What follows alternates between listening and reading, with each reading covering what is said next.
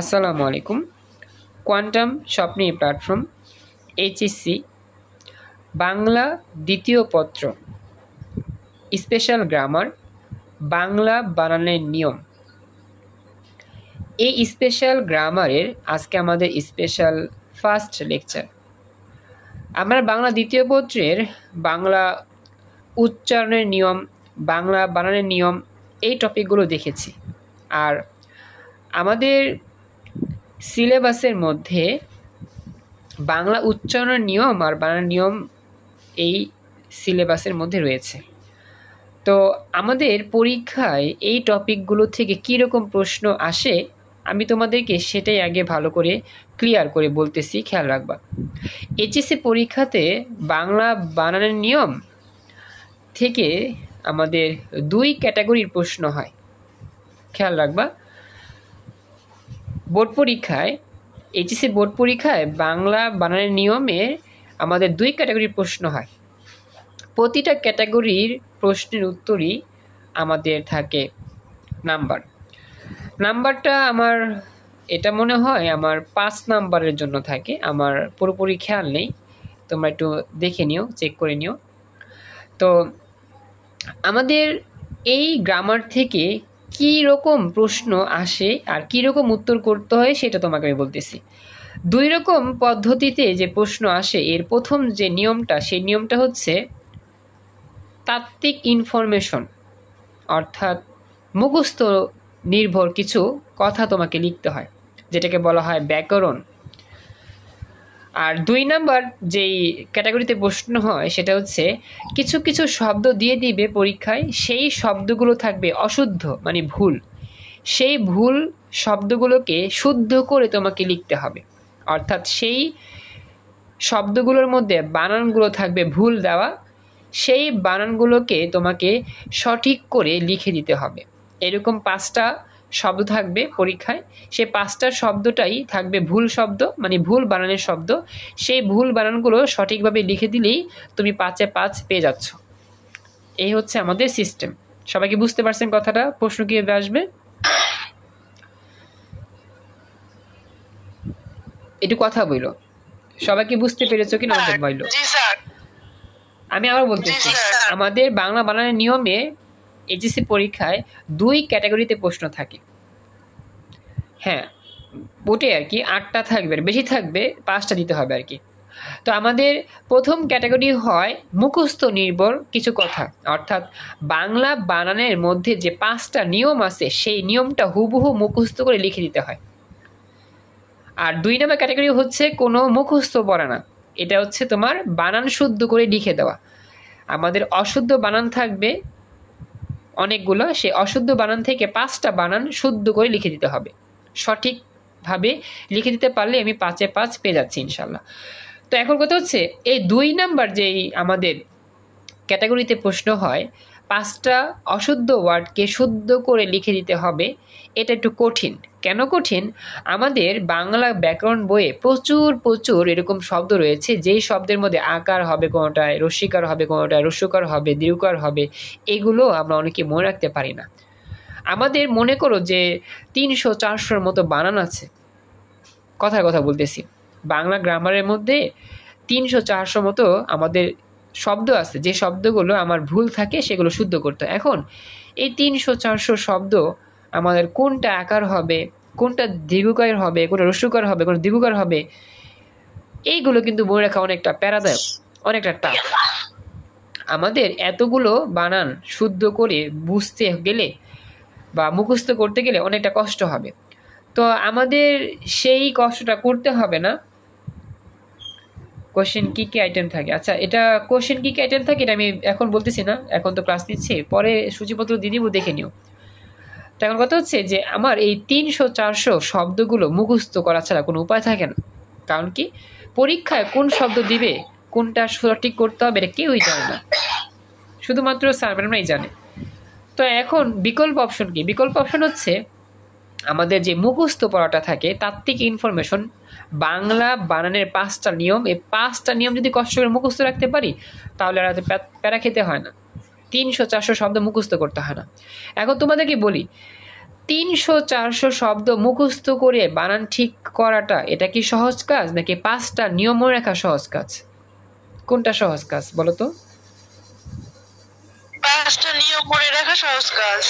Very good, 5টা নিয়ম মনে রাখাই সহজ কাজ। কারণ কি আপনি কি সঠিকভাবে বলতে পারবেন? আচ্ছা না আমার তো মনে করো ওরকম নাই স্যার, আপনি কি সঠিকভাবে সরা থেকে না আমার ওরকম ভাবেই নাই, উচ্চারণগুলোর সঠিকভাবে তো ক্লিয়ারলি আমি এখনো প্র্যাকটিস করি না। আমি জাস্ট তোমাদেরকে বলতেছি যতটুকু তোমরা বুঝতে পারবো অতটুকুই বলতেছি।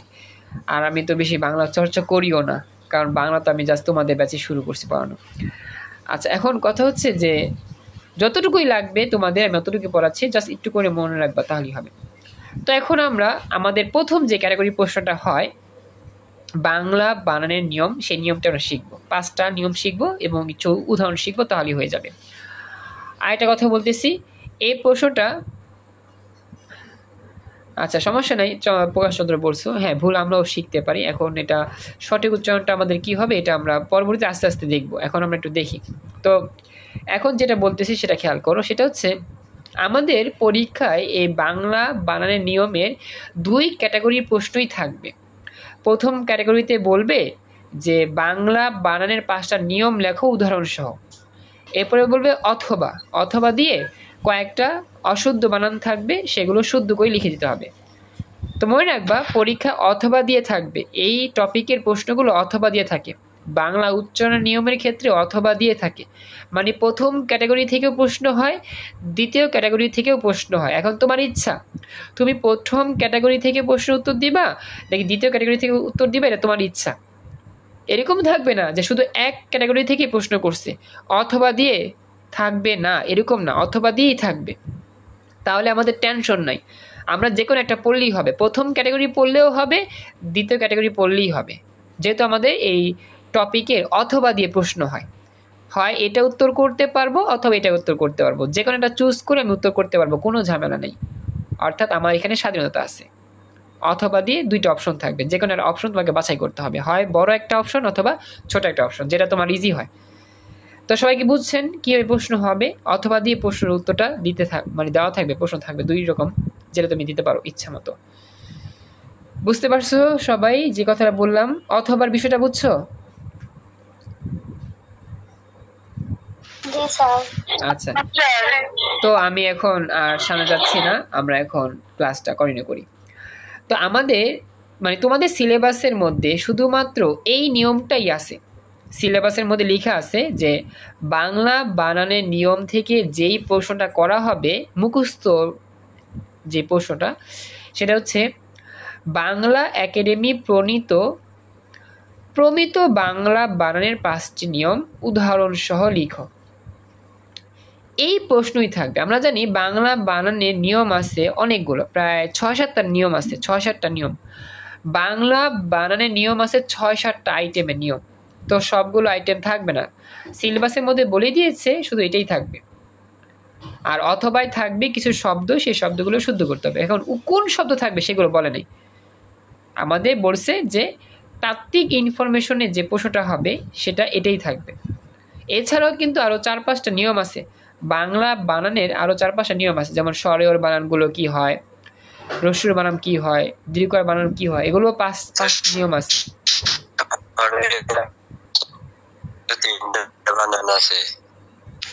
বুঝি নাই প্রকাশচন্দ্র কি বলছে, আর বলতে হবে। স্বরে তো 3 রকমের ধ্বনি হয়, আদ্য, মধ্য, তন্ত্র। এগুলো দিবে না, হ্যাঁ এগুলো দিবে না, এগুলো কিছুই বলে নাই, মানে বলছে যে তোমার এগুলো বাদে শুধুমাত্র এইভাবে কোন ভয়েস রেকর্ড কি বলে হলো দাও সিম্পল কি বাত থেকে কি বললা বৃষ্টি, বুঝতে পারি নাই, কিছু বলতেছো শুনতে পাইনি। আচ্ছা যেখানে বলতেছিলাম আমাদের মানে তোমাদের সিলেবাসের মধ্যে এটাই দিছে, প্রমিত বাংলা বানানের 5টি নিয়ম উদাহরণ সহ লিখো, এটাই দিছে, আর এটা ছাড়া অন্য কোনো দেয় নাই, এই জন্য আমি এটাই আলোচনা করতেছি। এছাড়াও তোমার আছে স্বরেয় এর সঠিক বানানের 5টি নিয়ম লেখো, রস্যু এর সঠিক বানানের পাশে নিয়ম লেখো, দীর্ঘ এর সঠিক বানানের পাশে নিয়ম লেখো, ওগুলো দেয় না, ওগুলো বলে নাই তোমাদের পরীক্ষা আসবে। তোমাদের বলছে শুধু এটাই আসবে, আমি এটাই আলোচনা করতেছি, তার মানে তোমাদের প্যারা আরো মুক্ত হয়ে গেল। বাংলা বানানের যে মুখস্থ পড়া সেটাও কিন্তু কয়েক রকম, 4-5টা নিয়মে আমাদের বাংলা বানানের টপিকটা মুখস্থ করতে হয়, 4-5টা অক্ষরের বা 4-5টা টপিকের, কিন্তু সেগুলো কিচ্ছু আসবে না। জাস্ট বলছে যে প্রমিত বাংলা বানানের 5টা নিয়ম লিখলেই হয়ে যাবে, ব্যাস, তা সহজ হয়ে গেল পড়াটা। তো আমরা শুরু করতেছি। 1 নম্বর নিয়ম মনে রাখবা। 1 নম্বর নিয়ম হচ্ছে রেফের পর ব্যঞ্জন বর্ণের দ্বিত্ব হবে না। রেফ বলতে কি বোঝায়? ওই যে রেফ চিহ্ন, যেটাকে আমরা বলি রেফ। আমরা কিন্তু রেফ চিহ্নটার সাথে না অনেকেই একটু মানে ভুল ধারণা করে থাকি। মনে করো যে আমি একটা রেফ চিহ্ন আঁকলাম, সাপোজ আমি একটা জিনিস লিখতেছি ক আর ম, ক আর ম লিখার পরে আমি যদি ময়ের উপরে একটা চিহ্ন দিই, এইটাকে বলা হয় রেফ চিহ্ন। এই যে এটাকে বলা হয় কি চিহ্ন? রেফ চিহ্ন। সবাই বুঝছো এতটুকু? হ্যাঁ, কথা বললো, সবাই বুঝছো এতটুকু? আচ্ছা, এখন আমি যদি এরকম চিহ্ন উপরে না দিয়ে নিচে দিই, এই চিহ্নের নাম কি হবে?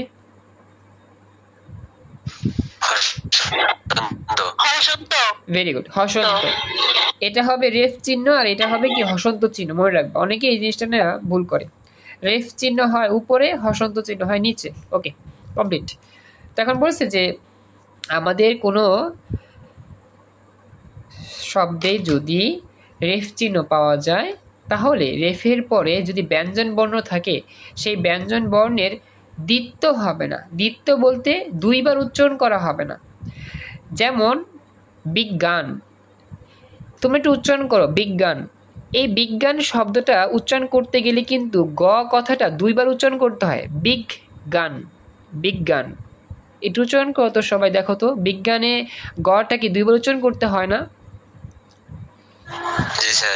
আচ্ছা, তো এই বিজ্ঞানের মধ্যে কোনো রেফ নাই, এজন্য এখানে আমি আমাদের গ্রামাটিক্যাল নিয়মে গ 2বার উচ্চারণ করে বিজ্ঞান কথাটাই উচ্চারণ করতেছি, গ 2বার উচ্চারিত হচ্ছে, মানে এখানে দ্বিত্ব হচ্ছে।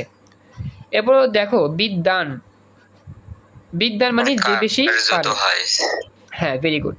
তারপর হচ্ছে বিজ্ঞ, এরকম বিজ্ঞান, বিদ্যান, বিজ্ঞ, এই কথাগুলো দ্বারা বুঝি যে এখানে কিছু শব্দ 2বার উচ্চারণ হচ্ছে।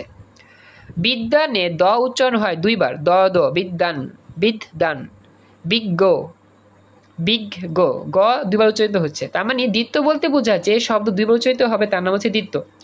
কিন্তু আমরা মনে রাখবো যে আমাদের বাংলা বানানের নিয়মের মধ্যে রেফ চিহ্নের পরে যদি কোনো ব্যঞ্জন বর্ণ চলে আসে, তাহলে কখনোই ওই ব্যঞ্জন বর্ণ 2বার উচ্চারণ করা হবে না। যেমন আমরা কিছু উদাহরণ দেখতে পারি। প্রথম উদাহরণ হচ্ছে অর্জন, কর্ম, কার্য, সূর্য ইত্যাদি। তোমরা খেয়াল রাখবা এই জায়গার মধ্যে রেফ চিহ্ন আছে, কিন্তু এই যে উপরে বর্গাজের উপরে রেফ চিহ্ন, ময়ের উপরে রেফ চিহ্ন, জয়ের উপরে রেফ চিহ্ন, এখানেও জয়ের উপরে রেফ চিহ্ন। তোমরা যদি সূর্য উচ্চারণ করো, এই সূর্য, এই জটা কিন্তু 1বার উচ্চারণ হয়েছে নাকি 2বার উচ্চারণ হয়েছে? জটা সূর্য উচ্চারণ করার সময় বলো তো? 1বার। ক্লাসে বাকিরা বুঝছো? সূর্য, তোমরা কি বলছো? সূর্য জো, এরকম বলছো? সূর্য উচ্চারণ করার সময় কি বলো সূর্য জো? এরকম কিন্তু বলো না। সূর্য জো, কার্য জো, কর্মম, অর্জন, এরকম বলি আমরা? কথা বলো সবাই। তোমাদের সবাই কিন্তু রেসপন্স করতে হবে, ক্লাস বুঝতেছো কিনা তোমাকে ভালো করে বোঝার চেষ্টা করতে হবে। আমি তো বলতেছি, যদি না বুঝে বলবা। আমরা কিন্তু আমাদের উচ্চারণটা এরকম ভাবেই করি, যেরকম ভাবে আমাদের গ্রামারটা মিলে ওরকম ভাবে উচ্চারণটা করি। আমরা জানি না যে এটা আসলে গ্রামার ছিল, নিয়মের মধ্যে ছিল, কিন্তু আমরা আসলে উচ্চারণটা ওরকমই করতেছি। তো একটুই তো বললাম যে সূর্য বললে আমরা সূর্যই বলি, সূর্যজ বলি না। কার্য বলে কার্যজ বলি না। কর্ম বলে কর্মম বলি না। অর্জন বলে অর্জন বলি না। তো আমরা যেটা বলি এটা কিন্তু গ্রামার নিয়ম অনুযায়ী বলি। হয়তো আমরা জানি না এটা গ্রামার নিয়ম, কিন্তু আসলে এটা একটা গ্রামার নিয়ম। যে নিয়মটা আমি এখন দেখতেছি। তো এই হচ্ছে প্রথম নিয়ম। প্রমিত বাংলা বানানের প্রথম নিয়ম হচ্ছে রেফ চিহ্নের পর যদি কোনো ব্যঞ্জন বর্ণ থাকে সেই ব্যঞ্জন বর্ণে দ্বিত্ব হবে না। তোমরা দেখো এই যে রেফ চিহ্নের পর বর্জটা ব্যঞ্জন বর্ণ, রেফের পরে ম একটা ব্যঞ্জন বর্ণ, জয়ের নিচে মানে জ একটা ব্যঞ্জন বর্ণ, এখানেও জয়টা ব্যঞ্জন বর্ণ, মানে কি ব্যঞ্জন বর্ণ থাকলেই সেই বর্ণের দ্বিত্ব হবে না রেফের পরে। এটি হচ্ছে প্রথম টপিকের বা প্রথম নিয়মটা, বাংলা বানানের প্রথম নিয়ম। তো একটু আমাকে জানাও সবাই কি প্রথম নিয়মটা মুখস্থ করতে পারলা কিনা বা ভালো করে বুঝতে পারলা কিনা? জি স্যার, বুঝতে পারছি। Thank you. এরপরে যাই 2 নাম্বার নিয়ম। মনে রাখবা নিয়মগুলো অনেক ইম্পর্টেন্ট এবং খুব ইজি। 2 নাম্বার নিয়ম হচ্ছে সন্ধির ক্ষেত্রে। সন্ধি বলতে কি বোঝায়? দুটি শব্দের মিলন। আমরা কিন্তু পড়ছি বিদ্যা যোগ আলয়, বিদ্যালয়, পরি যোগ ইক্ষা, পরীক্ষা। এগুলো কিন্তু ক্লাস 7, 6, 8, 9, 10 থেকে শিখে আসছি। সন্ধি তো পড়ছি সবাই, আমরা জানি।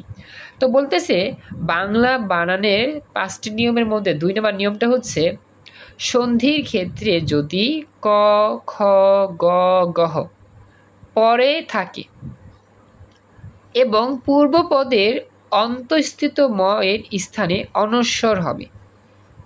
তো এই লাইনটা তো বুঝতে একটু কষ্ট হচ্ছে। আমরা হয়তো বুঝতে পারলাম যে সন্ধির পরে যদি ক, খ, গ, গহ থাকে, এটা বুঝছি সন্ধির পরে ক, খ, গ, গহ থাকতে পারে, কিন্তু এরপরে যে কথাটা বলতেছে পূর্বপদের অন্তঃস্থিত ম এর স্থানে অনস্বর হবে, এই লাইনটা তো আসলে আমরা বুঝতেছি না। এখন তোমাদের উদাহরণ দিয়ে বুঝাবো কি বলতেছে এখানে। মনে করো একটা উদাহরণ আমি নিলাম, উদাহরণটা হচ্ছে এরকম, যেমন অহম যোগ কার।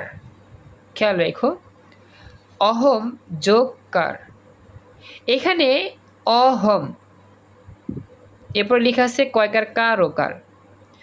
আমাদের এটা কিন্তু একটা সন্ধি। কেন? এই অহম আর কার মিলেই কিন্তু ডান পাশে শব্দটা অহংকার হইল। এই জন্য বুঝতে পারলাম এটা একটা সন্ধি। সন্ধি থাকলেই সমান সমানের আগে একটা প্লাস চিহ্ন থাকবে, মানে সন্ধি থাকা মানে একটা প্লাস চিহ্ন থাকবে দুইটা শব্দের। এই দুটো শব্দ মিক্সিং করলেই ডান পাশে শব্দ পাওয়া যাবে। তো এরকম সকল শব্দের মধ্যেই আমার এই 2 নম্বর নিয়মটা খাটবে। সন্ধির ক্ষেত্রেই আমার 2 নম্বর নিয়মটা প্রযোজ্য হবে সব জায়গাতেই। কথা কি বুঝছো? কথা বলে একটু সবাই।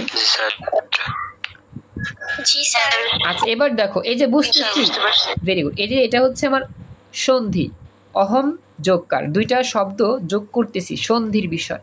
তো সন্ধির ক্ষেত্রে এই 4টা শব্দ যদি পাওয়া যায়, ক, খ, গ, ঘ, সন্ধির ক্ষেত্রে এগুলো পরে বসবে। আচ্ছা দেখি, এই যে সন্ধির ক্ষেত্রে আমার পরে বসে কিন্তু যে ক শব্দটা কিন্তু আমার পরে বসে, কার পরে বসে? এই যে ময়ের পরে বসে। কিন্তু মনে রাখবা সন্ধির ক্ষেত্রে ময়ের পরে যদি এই 4টা শব্দের যে কোনো একটা শব্দ বৈশা যায়, আমি আবার বলতেছি, সন্ধির ক্ষেত্রে যদি ময়ের পরে ক, খ, গ, গহ যে কোনো একটা শব্দ পাওয়া যায়, তাহলে সেই ময়ের পরিবর্তে তোমাকে অনস্বর লিখতে হবে। তাহলে সেই ময়ের পরিবর্তে তোমাকে অনস্বর লিখতে হবে। লাস্টবার বলতেছি, সন্ধির ক্ষেত্রে যদি ম শব্দটির পরে ক, খ, গ, গহ এর যে কোনো একটি শব্দ পাওয়া যায় বা যে কোনো একটা অক্ষর পাওয়া যায়, তাহলে এই মটা আর উচ্চারণ করা হবে না, ময়ের পরে অনস্বর লিখতে হবে। যেমন দেখো অহম যোগকার, এই অহম যোগ, আচ্ছা কিছু বলতেছো উম্মে হাবিবা? আচ্ছা একটু স্পিকার মিউট রেখো। এবার খেয়াল করো, দেখো অহম যোগকার, এই যে আমাদের সন্ধি, এই সন্ধির মধ্যে অহম এই ময়ের পরে সাউন্ড আসে না। তোমার দিকে শব্দ হচ্ছে না? একটু কষ্ট করে দেখো, হ্যাঁ একটু কষ্ট করে লিঙ্ক কেটে আবার জয়েন করো যদি সমস্যা বেশি হয়। তো যেখানে ছিলাম একটু খেয়াল করো সবাই। এই যে আমাদের সন্ধির এই ময়ের পরে কে আছে? ক আছে। এই যে এই 4টার মধ্যে কিন্তু ক চলে আসছে, এই জন্য উচ্চারণের ক্ষেত্রে বা বানানের ক্ষেত্রেও আমার মটা আর উচ্চারণ হচ্ছে না, মটা লিখতেছি না। এই ময়ের পরিবর্তে লিখবো শুধু অনস্বর, আর বাকি সব ঠিক থাকবে। যেমন স্বরেও স্বরেও, হ হ, কয়কার কা কয়কার কা, বসিরডরও বসিরডর, এগুলো সব ঠিক আছে, জাস্ট ময়ের পরিবর্তে অনস্বর হয়েছে। এটাই হচ্ছে নিয়ম। অহম যোগকার অহংকার, অহম যোগকার অহংকার, এখানে মটা উজ্জ হয়ে গেছে, ময়ের পরিবর্তে অনস্বর তার জায়গা দখল করে বসেছে। এই হচ্ছে 2 নাম্বার নিয়ম। এই নিয়মটা বুঝতে পারলা কিনা আমাকে বলো।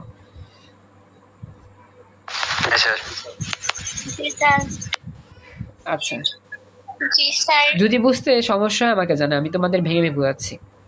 তো ওইটাই বললাম যে আমাদের যদি সন্ধির ক্ষেত্রে এই ক খ গ ঘ পরে বসে এর আগে যদি ম পাওয়া যায়, এই যে আমার এই 4টা শব্দের আগে যে মটা আছে, এই মটাকেই বলা হয় অন্তঃস্থিত ম। এই 4টা শব্দের আগে যেহেতু মটা আছে, এই মটার নামই আসলে অন্তঃস্থিত ম। যেই মটা উচ্চারণের সময় উজ্জ হইয়া যায়, লেখার সময় উঠা যায়, সেই মটার নামই হচ্ছে অন্তঃস্থিত ম। মনে থাকবে কথাটা সবার। অন্তঃস্থিত ম কাকে বলে? যে মটা চলে যায়, উচ্চারণের সময় উঠে যায়, লেখার সময় উঠে যায়, সেই মটার নামই হচ্ছে অন্তঃস্থিত ম। কথা কি বুঝছেন? সবাই একটু কথা বলেন। জি স্যার। আচ্ছা, এবার আমরা দেখি আরেকটা উদাহরণ দেখি, তোমরা উদাহরণটার উত্তর দিবা। হ্যাঁ, সমযোগ গীত উচ্চারণটা কি হবে বলো তো? এক্সিলেন্ট, এই তোমরা পারছো। সঙ্গীত। এই জায়গার মধ্যেও দেখো এটা একটা সন্ধি, কারণ এখানে যোগ আছে, যোগ চিহ্ন আছে। এই সন্ধির মধ্যে এই যে ম, এই ময়ের পরে কিন্তু গ আছে, এই যে ক খ গ ঘ, এই 4টার যে কোনো একটা পাওয়া গেলেই কিন্তু 2 নাম্বার নিয়মটা খাটবে। যেহেতু এখানে ময়ের পরে গ আছে, এই জন্য এই মটা আর উচ্চারণ করা লাগবে না, এই মটা চলে যাবে, এর ময়ের জায়গায় হবে অনস্বর। তাহলে কি হবে? স অনস্বর গ দীর্ঘইকার গীত সঙ্গীত। আমি আবারও বলতেছি, আমাদের যেহেতু বুঝি নাই, কি বললাম স্যার? হসন্ত কখন হয়? কিছু কিছু শব্দের মধ্যে আমার হসন্ত হয়, এটা আমার খেয়াল নাই যে কখন হয়, নিয়মটা যে কি ছিল আমি দেখি নাই। কিছু কিছু শব্দের মধ্যে আছে হসন্ত হয়, এটা আমাদের ব্যাকরণ নিয়ম অনুযায়ী হসন্ত দেওয়া হয়। এখন কখন হবে, কোন উচ্চারণের সময় হবে, সেই নিয়মটা সত্যি আমার এখন খেয়াল নাই, বা ওটা আমার জানা নেই। মানে যখন হচ্ছে উচ্চারণ, মানে এক কথায় ধ্বনি থেমে যাবে, তখন কি হবে? সমযোগ্য না, ওরকম এই বিষয়টা আমি সত্যি এখন বলতে পারতেছি না, কারণ ওটা আমার এখনো জানা নাই, তাই বলতে পারতেছি না। কারণ যদি ভুল উচ্চারণ করি বা ভুল একটা নিয়ম বলি, তাহলে তো হবে না। শিখার নিয়ম হচ্ছে সঠিক বলতে হবে। যেহেতু আমি জানি না, তাই আমি বলতেও পারতেছি না এটা আসলে কি হবে। সরি, উত্তর দিতে পারলাম না, দেখতে হবে আমাকে। যদি আমি জানি কখনো, আমি জানার চেষ্টা করবো ইনশাল্লাহ। তো যেখানে ছিলাম, খেয়াল রাখবা, কথাটা হচ্ছে যে আমরা বুঝতে পারলাম যে এখানে অন্তঃস্থ ময়ের পরিবর্তে 4টা যে কোনো একটা পাওয়াতে এই অন্তঃস্থ মটা উচ্চারণটা বাদ দিয়ে যা সেখানে অনস্বর বসানো হয়ে গেল। এই হচ্ছে আমার 2 নাম্বার নিয়ম। তো এই 2 নাম্বার নিয়মে যা আলোচনা করা হইলো বুঝতে পারছো সবাই? কার কোনো প্রশ্ন আছে এখানে?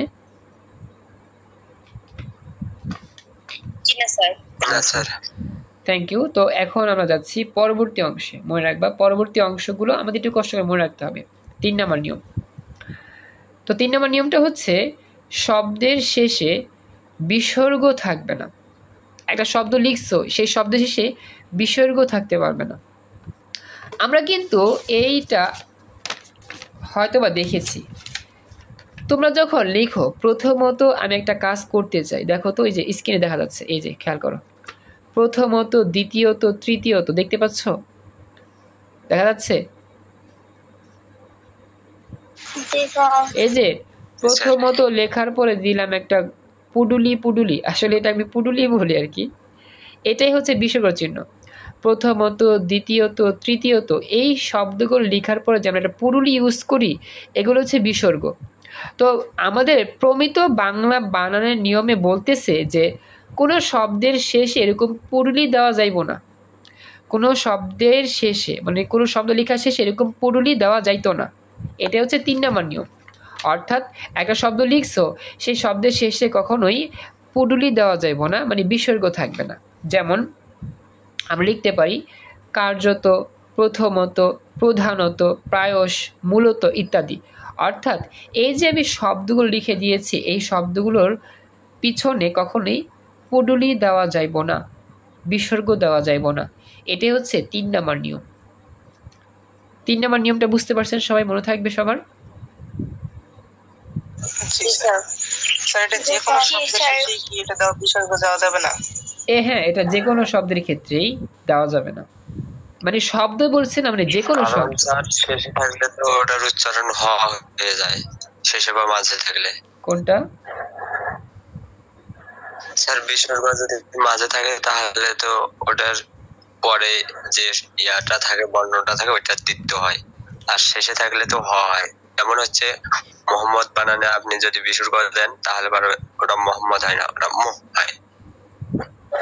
হ্যাঁ, ওরকম এর ক্ষেত্রে হয়, কিন্তু কথা হচ্ছে শব্দ, ওই যে মোহাম্মদ যে বলছো, মোহাম্মদ, আমরা কিন্তু মৌকার ম দিয়ে ইয়া দিই, বিসর্গ দিই।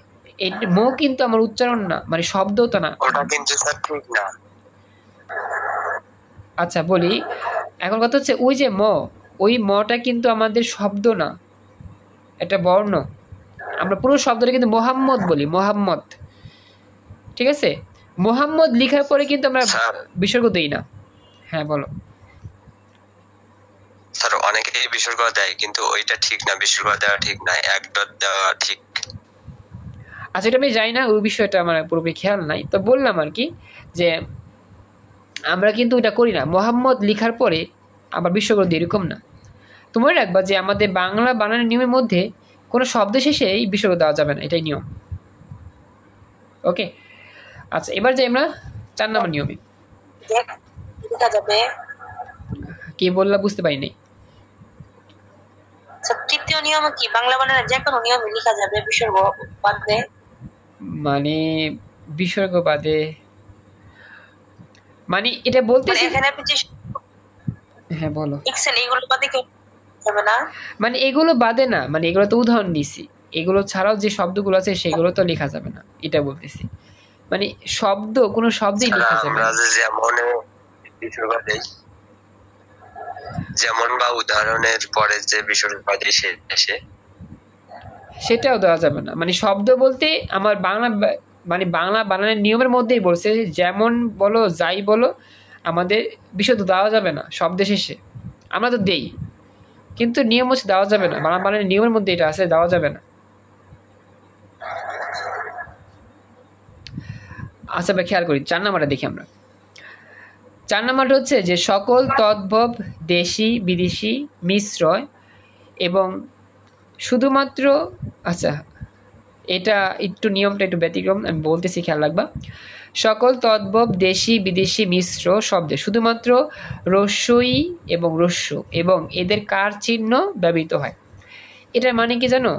মানে সকল দেশি বিদেশি শব্দে আমাদের রস্যইকার ইউজ হয় আর রস্যকার ইউজ হয়, দীর্ঘইকার ইউজ হয় না, দীর্ঘকার ইউজ হয় না। হ্যাঁ ওটাই দেখো।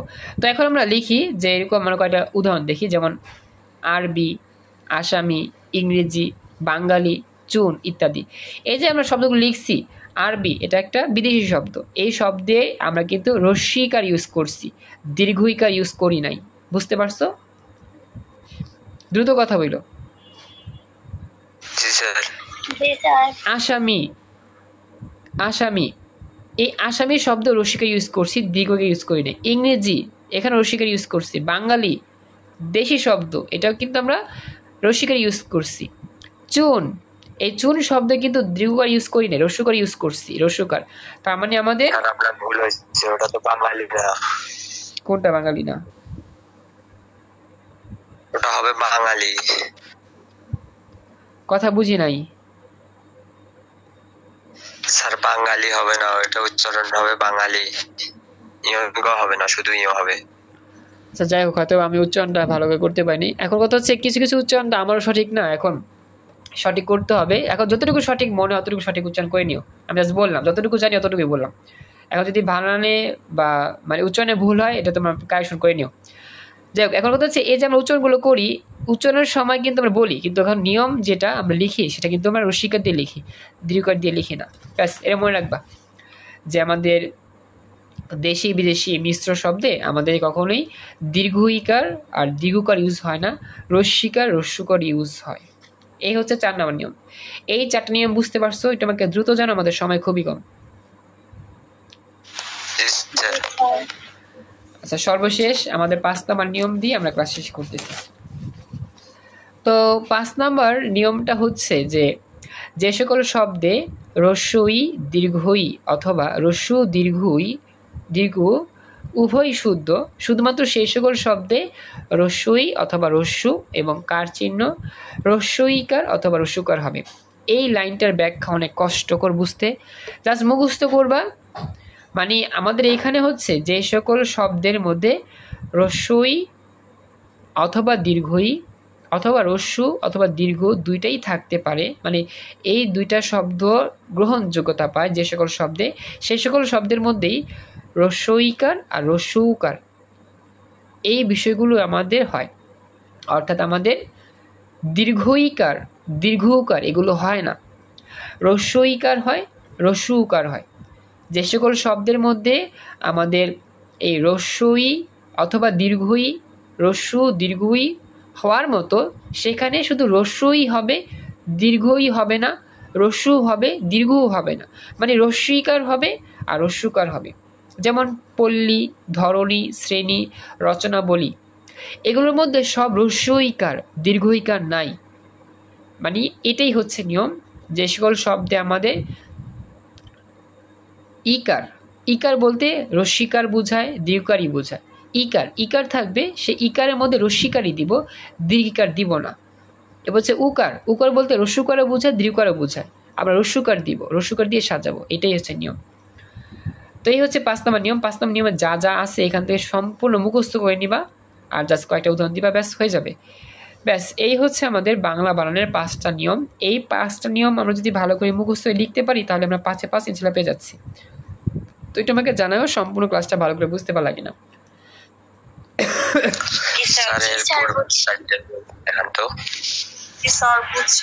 আচ্ছা, আমি ক্লাস রেকর্ড করতেছি।